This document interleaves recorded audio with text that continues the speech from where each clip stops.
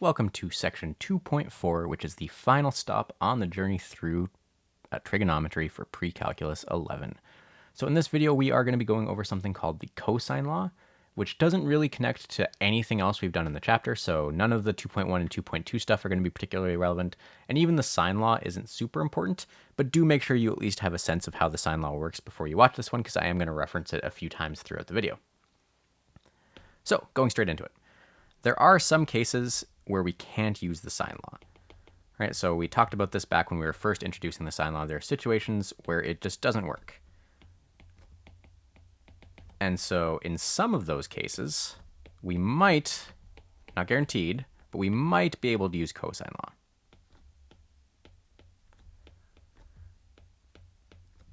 And so we'll go over sort of when those cases occur and what the cosine law looks like. So first up, what is the cosine law? Well, it's going to look a lot uglier than the sine law. I'll put that out there right away. But it starts with something you're familiar with.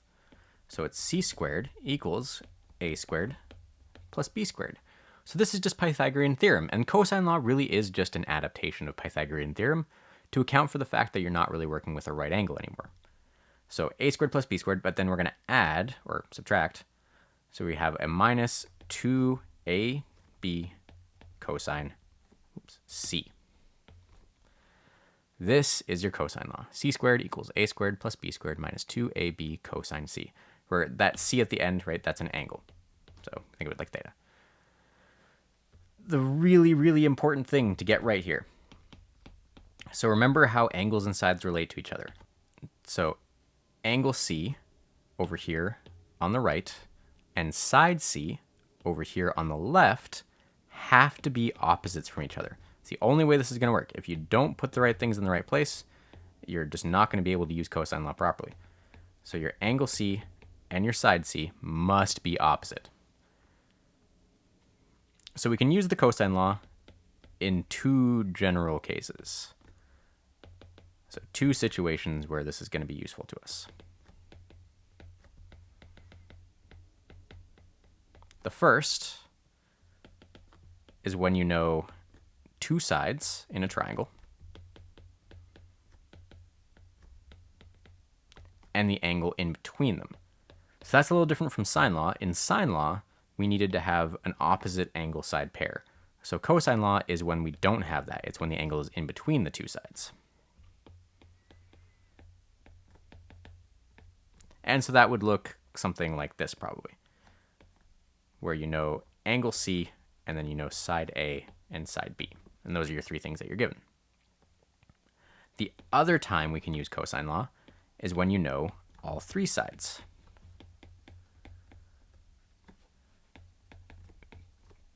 But no angle. Well, I mean, you can know an angle, but you won't be using it. So three sides, but no angle.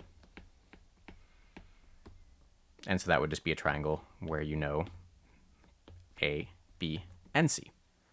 And we can use that to calculate angles. So let's just dive straight into it. There's not as much thinking that has to go into the cosine law. It's really just a lot of calculating. So let's start by determining x. So we're going to have ourselves a triangle.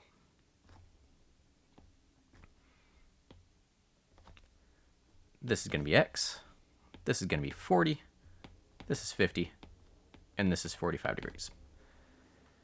So if we write out our cosine law, right, so this is one of those cases where we have an angle in between two sides. We've got c squared equals a squared plus b squared minus 2ab cosine c. And so since we are trying to find angle x using 45 degrees, those are our c's, right? It's that opposite pair where they're across from each other. So angle c is x squared. A and b are interchangeable, just like in the Pythagorean theorem. So I'll just go with 40 squared and 50 squared there, minus 2 times 40 times 50, and then cosine of our angle, which is 45 degrees. And now we're just going to do a bunch of calculating. So 40 squared is 1600. 50 squared is 2500. 2 times 40 times 50 is 4000. And then we've got that cosine 45. Don't do the trig ratio until you absolutely have to, just to avoid getting into decimals. We're not going to do exact values or anything here, but again, we don't want to round until the very end. 1600 plus 2500 is 4100. And then we've still got 4,000 cosine of 45. So this is a place where people tend to go wrong. You cannot combine this 4,100 and this 4,000 here because, BEDMAS. This multiplication has to happen before you can do this subtraction. So do not, under any circumstances, combine those terms. It's a really common mistake, and it's a great way to completely ruin your answer.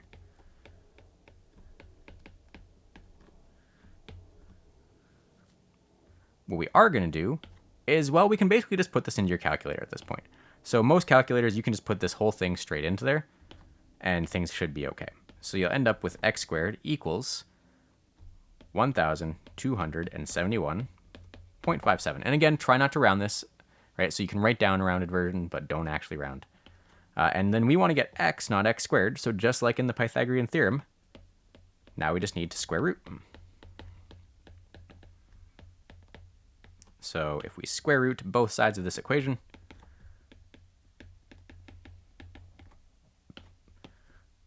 on the left, we're just going to get x. And on the right, the square root of 1,271.57 is 35.66. And we didn't have any units, so that's that. So there's not as much thinking that goes into this. You just have to really be careful that you're calculating things properly. So let's give you one of these to try on your own, because there's really no other way for me to mess with this. I can give you decimals or larger numbers, but really the process is going to be exactly the same every time. So I just want you to find the length of the unknown side for this triangle. So this angle is going to be 115 degrees, and it's going to be between an 11 meter side and a 13 meter side. So go ahead and figure out your missing side and see what you come up with. So if we write down our formula again, right, always a good idea until you've really got it memorized. So c squared equals a squared plus b squared minus 2ab cosine of c. So c has to be the side across from our thing. So we're just going to leave it as a c, right? C is over here. A for me will be 11, B will be 13. You could mix those around. It doesn't matter. I usually just make A be the smaller side. And angle C is 115. So 11 squared is 121. 13 squared is 169. 2 times 11 times 13 is 286. And 121 and 169, if we add these two together, we get 290. So we've got 290 minus 286 cosine 115. So that's going to go straight into your calculator as is. You're going to end up with c squared equals 410.87, which, if you square root both sides, gets you your value for c of 20.27 meters. And so that's getting lengths with cosine law, right? It's never going to really change. It's going to just work pretty much exactly like that. You just got to watch out for your numbers and make sure you're putting them in right. But what about getting angles? Because I did say that was also a possibility. So that is going to be a little bit trickier. There's a little bit more work that goes into it, and it's a lot easier to mess up in a very specific couple of ways. So let's get a triangle going here. So if I told you that this side was 10, this side was 13, this side was 15, ignoring the fact that my scale is a little bit off, and I wanted to know angle theta. So we've got c squared equals a squared plus b squared minus 2ab cosine c. And so the question that people really need to think about here is, well, what's c? Because now you know three sides. You have a, b, and c, but which one's which? So the temptation for a lot of people is to think, well, Pythagorean theorem, c is the hypotenuse, it's the biggest side, so 15 has to be c. But that is not how this works. There is no hypotenuse when you're not in a right triangle. C has to be opposite the angle that you're looking for or working with. So this has to be angle C over here because that's the angle that we want. And so if that's angle C, 10 has to be side C. So that is the most crucial thing, is you have to put that in the right spot. So 10 is going to be on the left side of the equation. A can be 13, B can be 15, it doesn't matter. And then make sure you don't like accidentally sneak the 10 back into here. It does happen from time to time.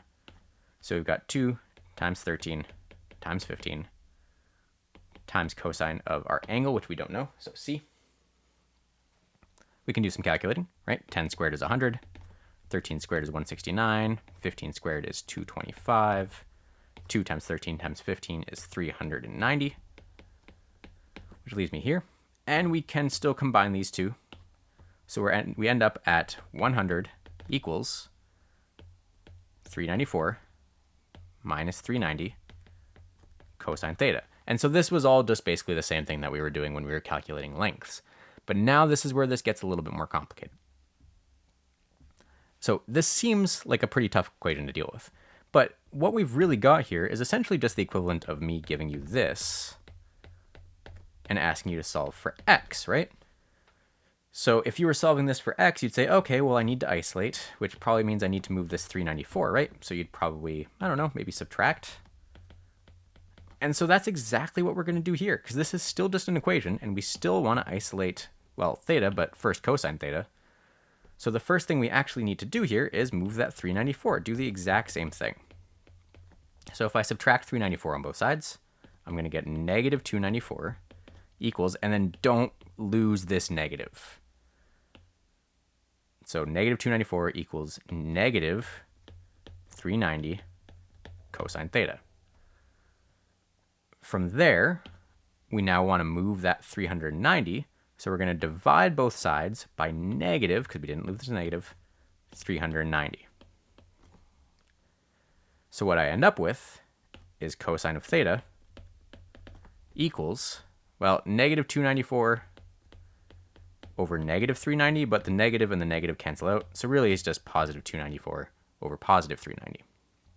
And so the last thing we need to do to get our angle is to use that inverse cosine, cosine negative 1. So we've got theta is inverse cosine of 294 over 390, which gets us our final answer of 41 degrees. So I'm going to give you one more of these to try for yourself, and then we're just going to compare sine law and cosine law a little bit. So determine A in this triangle that I'm about to give you.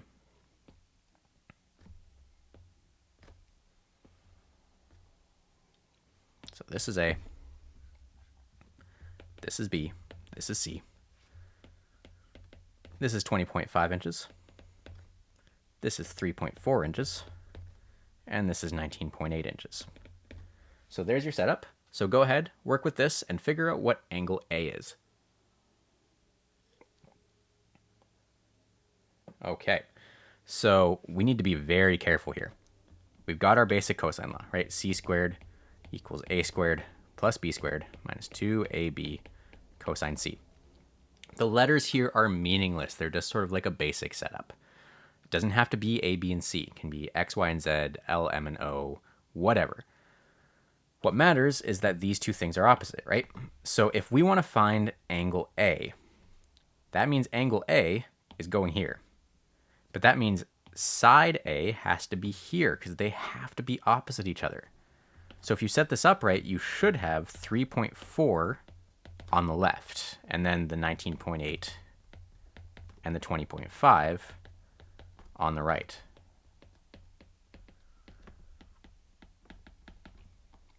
And so this is what your setup should actually look like. So 3.4 squared equals 19.8 squared plus 20.5 squared minus 2 times 19.8 times 20.5 cosine of A.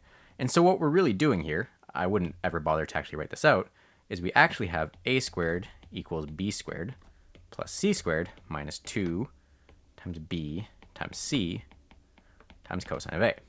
So the letters are interchangeable. They don't matter. And so now you've hopefully gone through and you've calculated this. If you mess that up, maybe pause here again and go through the whole thing one more time to make sure you get the right answer. and see how you ended up doing. Okay, so 3.4 squared is 11.56. 19.8 gets us 392.04. And the 20.5 gets us 420.25. And then all that stuff at the end gets me 811.8. If you can combine those two things, you're going to get 812.29. And so that leaves me here. So now I need to go through that solving process. So we're going to move the 812 to the other side by subtracting. So we're going to get negative 800.73 equals negative 811.8 cosine of A. And we're going to divide. And again, we're really watching out for those negatives because there will be times, I'll tell you right now, there will be times where there won't be a negative over here on the left, depending on what you're finding. So if you were getting an angle that was bigger than 90, there wouldn't be a negative over there. So you've really got to watch out to make sure that you actually have things where they belong. So in this case, we're going to divide by that negative 811.8 on both sides, which is going to get me cosine of A equals 800.73 over 811.8. And if you do your cosine -1, you're going to get that A is about 9 degrees. And so that's how you get sides and angles with the cosine law. So the last thing I want to do is just compare sine law and cosine law because you have to know which one to use. So if you're given a question, it's not always going to say, hey, use the sine law to calculate this thing or use cosine law to get this angle. So you have to know which one's most appropriate for a given question. So I'm just going to quickly run through some examples and talk about which one best fits what you're doing. So if you were given this triangle where you've got 50 degrees, 70 degrees, 5, the numbers don't actually matter, and you wanted to find that side A up at the top there. So looking at what you've got, this is a sine law question. And that is because you have two angles and one side. It doesn't matter how they're arranged. If you see two angles one side, that is automatically a sine law question. This one, and feel free to pause these at any point, by the way, if you want to think about them before I say what the answer is, but I'm just going to go through them pretty quickly. This one is a cosine law question because you have an angle in between two sides. So this is what we started the video with.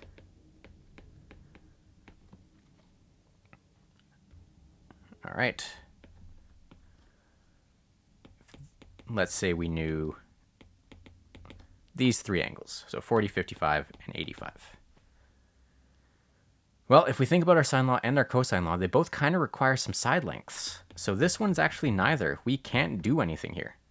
So you have to have side lengths to make this work because you can make infinitely many triangles that have those same three angles if you just make the triangles bigger or smaller. Okay, couple more. So at first glance, this one seems like we might not be able to do much with it, or it might seem slightly different. So you've got actually three options here. Option one, you can do sine law. Right, so you do actually have two angles. You have a 90 and you have a 60. Option two would be grade 10 trig, right? You just do your SOHCAHTOA.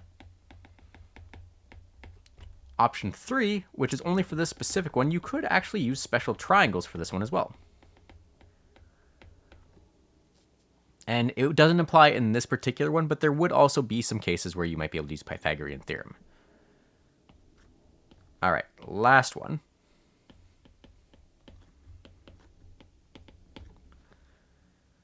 And so if you look at this one, we do have an opposite angle side pair, but then we don't really have anything else to work with. We don't have enough to do sine law. We don't have enough to do cosine law. This one is a neither. There's not enough info.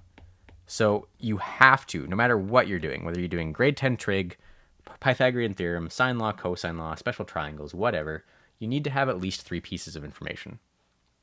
One of those pieces might just be the right angle, right? That's fine. But you need to have at least three things to be able to do anything. So let's try looking at it not in a given form, but just written out. So let's say I gave you that P was 35, Q was 70, and angle P was 18 degrees, and I wanted to know angle Q. So if you look at that, we have an opposite angle side pair. We've got the two P's. And so this is a sine law question, right? Because you have two sides and an opposing angle, right? So that's classic sine law. Right, and our last one, if I said A was 4 centimeters, B was 5 centimeters, C was 6 centimeters, and I wanted to know, say, angle B. Well, that is definitely a cosine law question because you have three sides. And so there you have it. That is the cosine law. It's not as complex as the sine law when it comes to figuring out what to do. The calculations are a little bit more difficult. But there you are. So that wraps up chapter 2. That wraps up trig. So if there's any part of this that you're not getting, definitely make sure you go back and check it out because there are lots of different things in this unit. It really has lots of very different parts that come together, which does make it quite confusing at times. So definitely make sure that you got all those different parts down before you move on in the course.